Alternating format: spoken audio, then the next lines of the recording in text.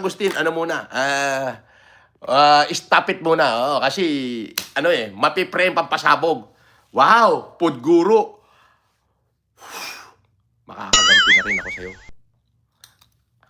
Animal ka. Ay, akala mo kayo lang. Sabi ko nga, hindi ko kayo binigyan ng pansin. Pero mahal ako ng Diyos. Oh my God. Nireveal sa akin lahat. Thank you, Lord. Thank you, Lord. Thank you, Lord.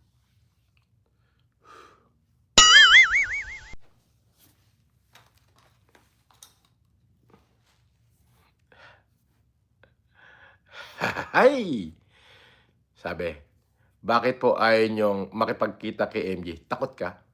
Anong ayaw makipagkita? Siya nga hindi nagpapakita sa hearing. Bobo. Gusto ko nga yung girian niya ako. Wag bunga nga. Giri. Kasi marespeto ako sa korte. Hindi ako magpapakita ng kapangahasan sa korte.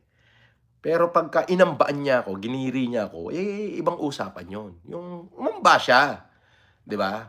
Para may paglamayan sa amin dalawa. Ako o siya. Ganun lang yun. Oo. Para may paglamayan sa amin. Umamba siya. Kasi pag di siya umamba, wala, bunga nga lang. Kabastusan lang yun sa korte. Di ba? Huhuy! Hey!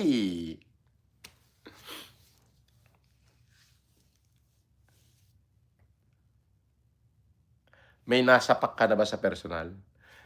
Nung nasa loob ako ng kulungan, marami na. Marami akong ginulpi doon. Yung mga pasaway. Natikman nila yung kaliwa at kanan ko.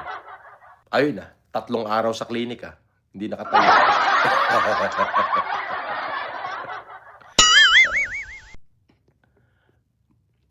Alam mo, ang puwersa sa panahon ngayon, wag mo na lang ilabas.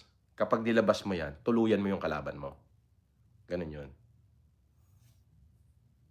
Either makipag-areglo ka or pagdusahan mo kaysa naman habang panahon kang may kalaban.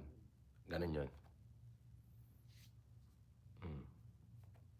So hanggat maaari, yung puwersa, yung dahas, kipkipin mo na lang yan. Ganun ako. Hindi ako marahas na tao. Pero pagka inunahan nyo ako, gaganti ako, syempre. Didepensa ako.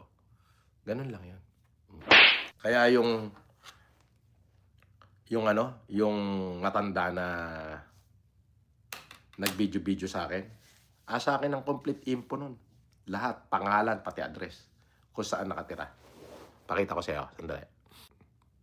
Idol, pa-shoutout, bago ka makakulong sa 2 kong kaibigan, si Roel at Rodeline. Hindi ako makakulong. May pampiyansa ako. Yung matanda na nag-video sa akin, yung nagamo na suntukan, ang pangalan niya Ronald. Okay.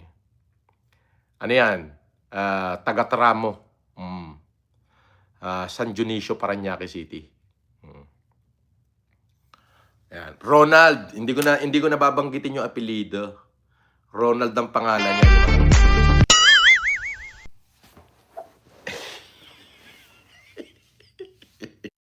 I always say